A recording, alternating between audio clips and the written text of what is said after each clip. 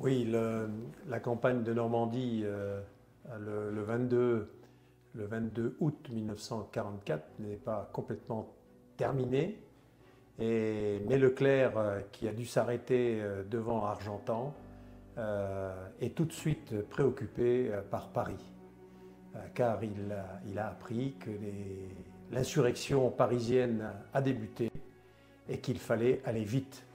Nonobstant le fait qu'il a reçu en décembre 1943, à Témara au Maroc, il a reçu un document qui est secret, qu'il garde dans sa poche et qui le désigne comme étant le gouverneur militaire de Paris. Leclerc va passer, à partir du 15 août, va passer son temps à littéralement harceler ses chefs directs, à savoir son général américain et corps d'armée, mais de l'armée et du groupe d'armée, jusqu'au général Danvers. Et il va même le 21 au soir, et il prend un Piper Cub, un petit avion d'observation, et il attend le général Danvers qui est parti, il l'attend à son QG, de manière à lui demander, je dirais avec force, l'autorisation d'aller vers Paris. Voilà. Alors sur un plan stratégique, ou opératif au moins, la planification américaine envisageait de contourner Paris par le nord et par le sud. Pour eux, il était vital de ne pas perdre des délais à Paris, qui est une grosse ville, où on peut supposer, ils pouvaient supposer avoir des combats de rue qui sont très pénalisants en termes de pertes et de temps. Et puis aussi à ravitailler Paris. À partir du moment où vous libérez une ville, vous êtes tenu à ravitailler la population. Donc les Américains devaient passer à Fontainebleau au sud et à Mantes-la-Jolie au nord, de manière à continuer leur axe d'effort sur l'Allemagne. Le président Roosevelt, qui est le président des États-Unis, comme vous le savez, n'est pas très complaisant avec le général de Gaulle, qu'il considère comme un futur dictateur, et de ce fait n'est pas dans un premier allant pour répondre aux demandes et aux attentes du général de Gaulle. Mais ce que j'appelle moi la fraternité d'armes entre Eisenhower, de Gaulle, Patton, enfin tous les chefs militaires américains font qu'ils comprennent le rôle politique que de Gaulle veut faire jouer à la deuxième DB.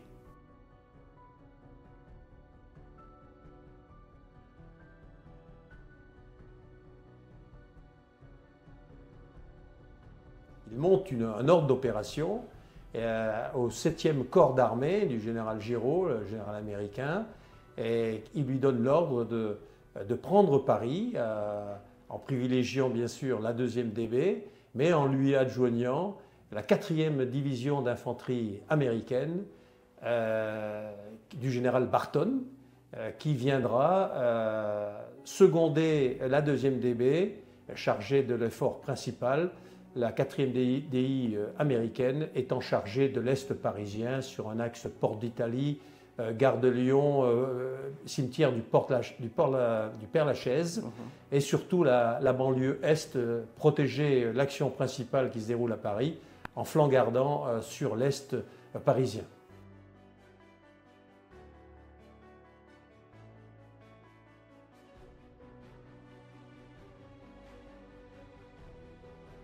Voilà. Alors, par un fait du hasard, quand Leclerc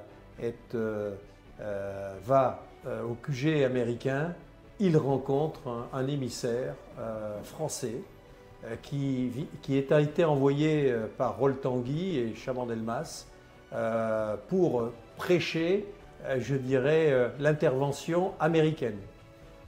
Cet émissaire ne sait pas que la 2e DB est là et est prête, et eux s'adressent directement aux Américains. Et Leclerc prend connaissance, je dirais, au bon niveau de ce qui se passe à Paris et de l'urgence qu'il y a à intervenir le plus rapidement possible, car on a appris qu'une division d'infanterie allemande venant de Lille est en train de progresser vers Paris afin de mater l'insurrection.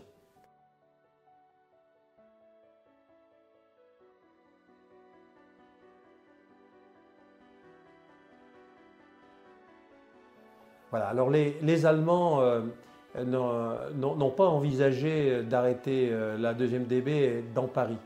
Ils ont construit, élaboré des môles défensifs sur l'ouest et le sud parisien, c'est-à-dire à hauteur de Antony, Villacoublay, sur une ligne, voilà.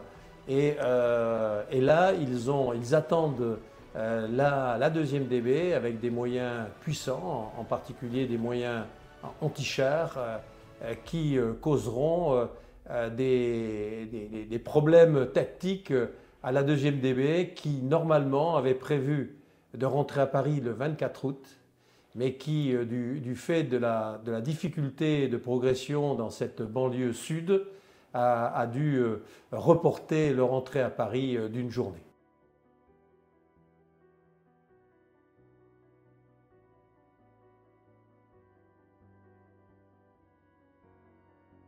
Voilà, nous sommes à Antony, le 24 soir, il est 17h30 et Leclerc s'aperçoit qu'il ne pourra pas rentrer à Paris le jour même.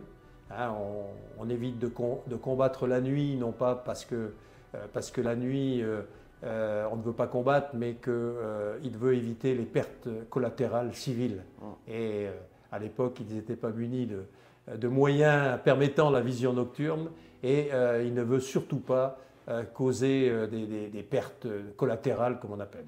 Mais il veut envoyer un message de soutien et d'espoir à l'insurrection, aux chefs de l'insurrection qui sont regroupés, vous le savez, à l'hôtel de ville et à la préfecture de police.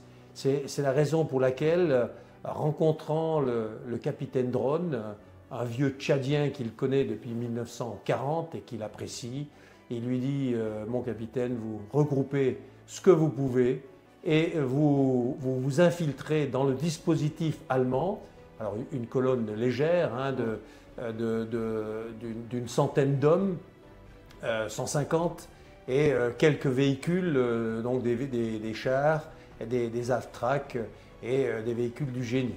Et Dronne, guidé par des résistants, réussit à s'infiltrer, à contourner les positions défensives allemandes et à arriver à Paris par la poterne des Peupliers, le pont d'Austerlitz, et il arrive à l'hôtel de ville il est 21h30 dans une liesse extraordinaire quand les Parisiens découvrent que ces soldats habillés en américains sont en fait des Français. Et rapidement, toutes les cloches de Paris vont se mettre à sonner. Et pour les Allemands, ils ont compris l'halali qui sonne à travers les cloches des églises parisiennes.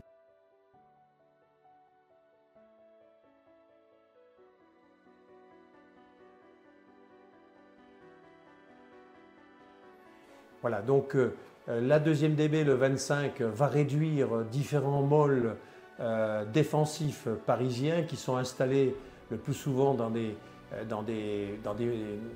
bâtiments, par exemple l'école militaire, l'Assemblée nationale, le Sénat, ou dans le jardin du Luxembourg, il va y avoir des combats de chars. Hein.